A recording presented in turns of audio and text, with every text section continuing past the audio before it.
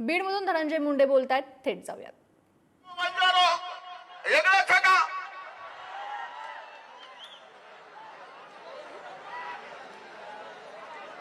कर्नाटकमध्ये, राजस्थानमध्ये आणि इतर अनेक राज्यांमध्ये या गोरमाटी समाजाला एसटीचं आरक्षण असेल तर महाराष्ट्र सरकार सुद्धा या बाबतीत विचार करेल. आणि हा विचार करायला मी या ठिकाणी नक्कीच आपल्या सर्वांच्या सोबत आहे. हा माझा व्यक्तिगत लढा. माझ्यासारखा नशीबवान मीच आहे. राजे मंत्री असतो तर या मोर्चाला येता आलं नसतं. आज मंत्री नाही म्हणून येत आलं. पण नशीबवान यासाठी आहे की या महाराष्ट्रातल्या छोट्याच्या छोट्या समाजाच्या आरक्षणापासून मराठा समाजाच्या, धनगर समाजाच्या आणि वेगवेगळ्या समाजाच्या सुद्धा आणि आज बंजारा समाजाच्या आरक्षणा सुद्धा लढाईला मला इथं उभं राहता येतं. याच्यासारखं नशीब दुसरं कुठलं असतं.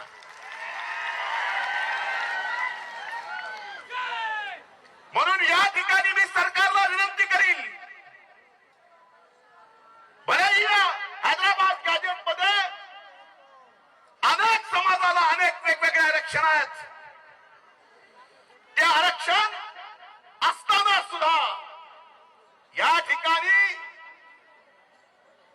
पूर्वीचे एसटी, आपण नव्यानं होणारे एसटी याचा कसा मेळ घालायचा याचा अभ्यास गट करावा आणि लवकरात लवकर या ठिकाणी या बंजारा समाजाला संविधानाच्या चौकटीत राहून आपण हा लढा पुढे नेऊ. आणि गरज पडल्यावर गोरमाटी समाजाला आपल्याला सांगायची गरज. म्हणून मी आपल्या बराच वेळ झाला बसलात, जास्त बोलायचं नाही. प्रत्येक मोर्चात, प्रत्येक संघर्षात मी तुमच्या सोबत आहे. या बीड जिल्ह्याच्या वाडी वस्ती तंडाच्या विकासामध्ये मी आपल्या सर्वांच्या सोबत आहे. इथं आलेल्या अर्ध्या लोकांना मी नावाने ओळखू शकतो, एवढा आपला घरोबा आहे. खरंय का नाही? म्हणून आज मी एवढं सांगेल की हा लढा थांबणार नाही जोपर्यंत यश मिळत नाही.